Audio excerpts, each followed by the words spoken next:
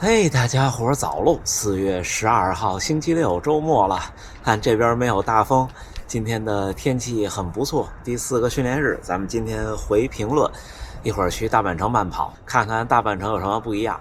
今天跑团的小伙伴们，他们组织去生居山了，我不去，我今天轻松跑。那咱们大阪城走。哎，小伙伴们看，这为了开幕式，这儿有活动。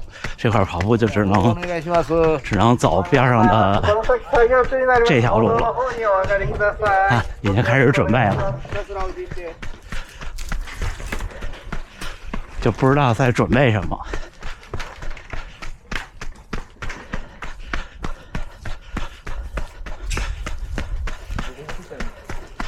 行，那咱们就开始回评论。有小伙伴说我昨天穿那种短裤放手机不太行，您说的对。这也没办法，这种普通短裤就是放手机不太行，因为它上下晃得太厉害。现在手机又越来越沉，像最早用那 iPhone 3GS， 搁现在看那多轻啊！现在手机越做越大，越做越沉，所以想放手机或者沉的东西，还得是压缩裤。然后内道这件背心儿怎么样？这件背心儿还行。小伙伴问我粘不粘身，我说这我现在还没测出来，因为这儿还冷呢。但是我觉得背心儿如果真湿透了，没有不粘的，除非背心儿买大了，然后你跑的时候前倾又比较明显，然后背心儿就垂下来了，否则没有不粘的。这版型还行，主要后边这字儿挺酷的，但是在这儿没人看得懂。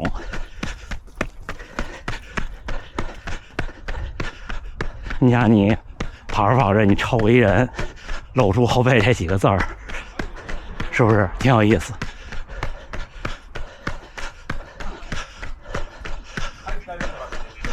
哦，你看早晨6点到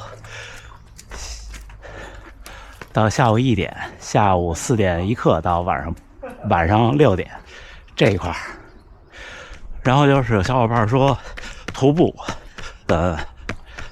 多少看看啊，爬升有1000多的那种徒步10几公里，能不能代替长距离训练？这个小伙伴回他了，不行，这是两回事儿。就徒步你爬升再高，强度太低，就是动用马拉松的肌肉的强度太低。这块儿咱们稍微展开一点说，就是马拉松这事儿，好多小伙伴说半马多少，全马多少。为什么我总说半马跟全马是两个完全不一样的运动呢？就是半马其实还没有伤到肌肉，就是我可以比方说半马很轻松跑1小时30了，但是呢你可能全马破不了3，为什么呢？因为32公里到42公里10公里，你的肌肉的损伤就损伤的量是指数增加的，就是你每一步，你的大腿、你的臀部、小腿，其实主要是在大腿前侧，那个肌肉的纤维的那个破坏、断裂，都是直线上升的，就上升特别快。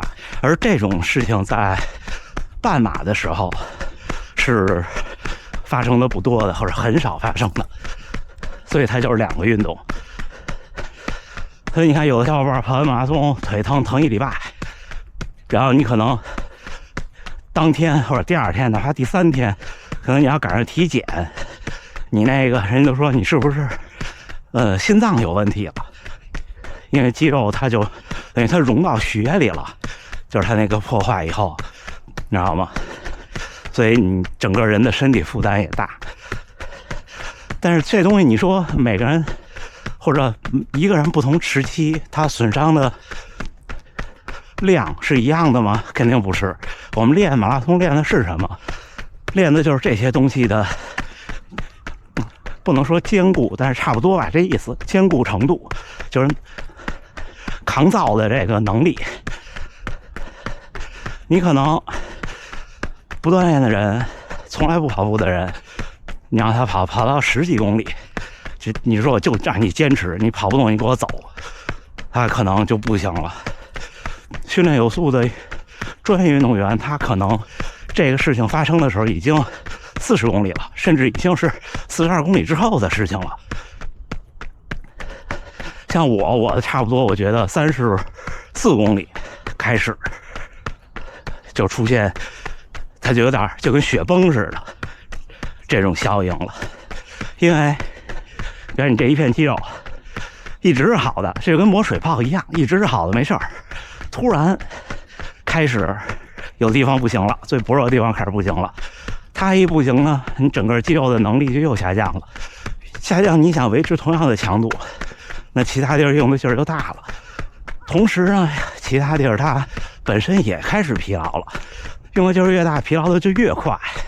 然后它又某些就是稍微再脆弱一点，就是就又不行了，然后以此类推，这个叫雪崩。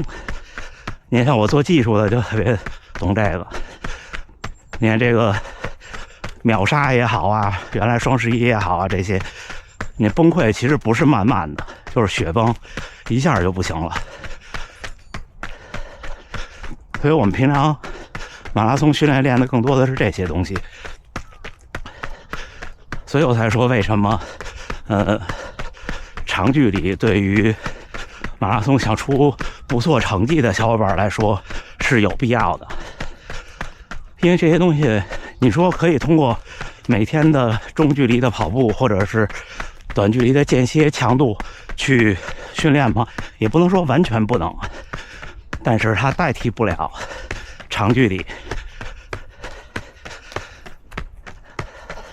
每次上这坡都要死要活的，我们的课表已经好久没有来冲这个坡了。今天穿的是那双 Metaspeed Edge， 所以长距离的徒步有爬升没爬升都一样，是不能代替长距离的训练的。甚至我为什么说太慢的那种匀速的长距离也无法有太明显的提高，也是这原因。就不管是跑步训练还是力量训练还是什么，还是我练出漂亮的维度，它其实都是破坏恢复，然后超量恢复，超量恢复伴随着能力或者是维度的增长，对吧？那你的前提是得先破坏。像对我来说，就我这速度跑个30公里，对我的破坏量太小了。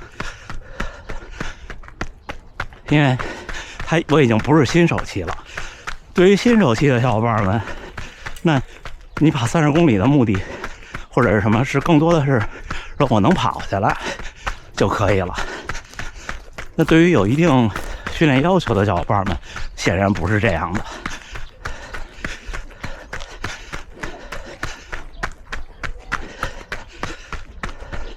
所以高手们练到最后，我觉得练的就是这些东西。我说的不一定都对，但是这是我的马拉松比赛时候的体感告诉我的，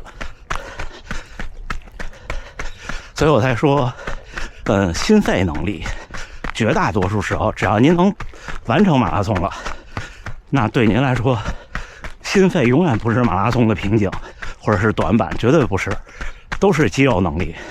你到最后你看这跑6个小时跑关门马拉松的小伙伴们，那都是走完的。那走路要什么心肺啊？并不是说我的心肺能力再强一点我的腿就不疼了，完全不是。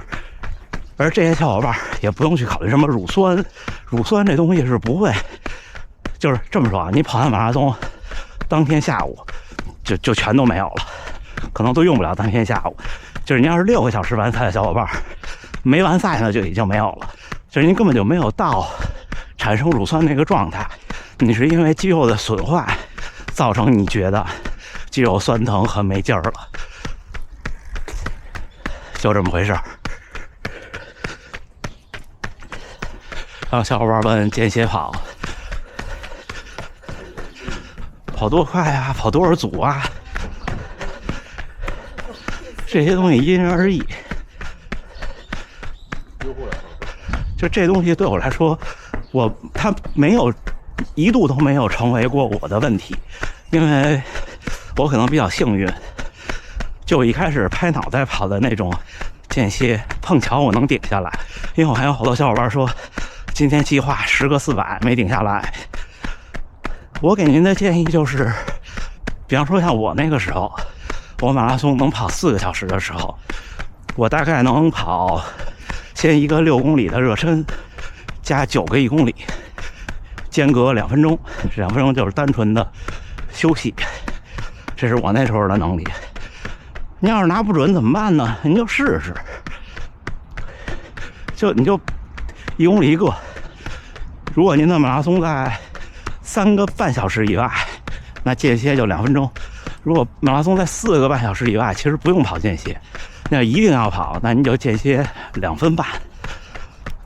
马拉松在3小时以内，间歇的话1分半。如果是1公里的话，差不多吧。然后你就看你能跑多少组呗。但是前提是说，间歇的2个我认为要重视的训练的做法是：第一个是间歇的长短，在能力范围内间歇越短效果越好，哪怕你就短5秒10秒，都要比完全缓过来再跑下一组要好。这是第一。第二就是间歇的强度，就间歇既然你跑了，那就是每一组都要往上顶。虽然我老说我前几组要保守一点，但是我也不会留力，就是每一组都是当前身体的最好状态。只不过就是你不能冲到说我过了终点眼前一黑，我就什么都不知道了。在没有保障的非专业人员的前提下，不建议这样。但是每一组都尽力。如果你每一组都是悠着跑，那其实间歇就不如阈值。所以为什么老跟小伙伴们说，初跑者或者一开始提升成绩的小伙伴，阈值跑更管用呢？因为那东西那速度你好达到，而且你坚持起来，虽然在我现在看来比我的间歇痛苦，但是大多数初跑者间歇你顶不上去，顶不上去的话意义不大。但是阈值你能顶到，就这样，这就是我的经验。看看啊，全马335，半马140，然后晨跑觉得没劲儿，跑不起来正常。晨跑本身就容易没劲儿，所以你看我起得早，我起来以后1个多小时之后我才开始训练的，这是第一。第二是早上起来确实不像白天那么就是肌肉那么兴奋。我当初开始晨跑，除了时间原因以外，还有原因就是国内比赛都起跑太早了，我就想说，我得适应这个，那不适应这个，你比赛不兴奋呀。而且你看这位小伙伴，全马335，抱歉。335，半马140，差不多也印证了我的那个观点，就是2个半马跟1个全马其实是很不一样的。像我晨跑也没有白天跑步那么的有劲儿，正常。然后最后一个特别逗，小伙伴说我也用Go 3S 拍别的同样的位置，那我的拍摄参数是怎么设的，后期是怎么做的？为什么听你不喘呢？我那一听都不行了。我给他回的是这样，大家也可以去看今年我的大阪半马的节目，在13、14公里的地方，我在节目里还说呢，我说边上兄弟喘的都不行了，我也就是为了拍摄，要不然我也喘的控制不住了。那个时候我的感觉是我不喘，但是呢在节目里一听我喘的好厉害呀。我不知道我说清楚我的观点没有，就是我在节目里能拍成那样，就咱们日常那种节目，那如果您在我身边的话，差不多您可能都听不见我的呼吸声。我们跑团小伙伴们有时候也说，说我这个跑步感觉没有那么的痛苦。这个怎么说呢？不是故意的，就还是那句话，无论是跑姿还是呼吸，都不要故意去模仿，没有任何用。它就是潜移默化的过程。你看我刚才稍微加速下这小坡，我也喘，但是呢，你把那个这个没法很容易的言传，就这意思。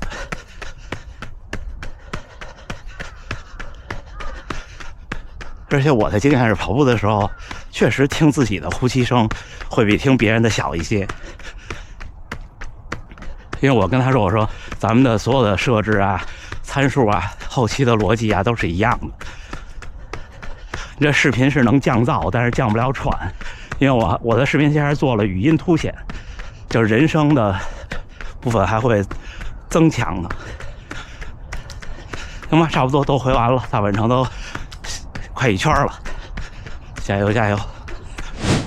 嘿，小伙伴们，马上就准备训练结束，看后边这个世博会的吉祥物，这前面这围栏也撤掉了。时间过得真快呀，从来这儿到现在2年多，那时候各种地方倒计日的牌子，到现在终于到这一天了。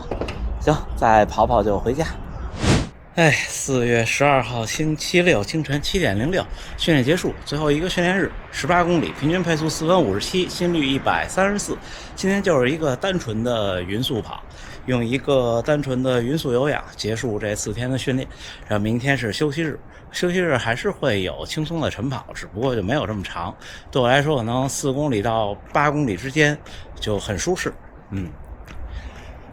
今天回评论，我们不出任何意外，没有特别的安排的时候，都是第4个训练日回复各位的讨论的，可以是问题，也可以是讨论的某个话题。然后今天下午北京时间1点半，我们还是会直播间见，跟大家聊聊一周跑步有意思的事情。愉快的4个训练日，从上周5开始的那个35公里到这周6，整个这一周，大家也可以去看我的 Strava， 我的 Strava 都是公开的，除了我起始附近的区域是隐藏的以外。行，那就这么着，最后还是祝大家能努力生活，健康平安，咱们下回再见。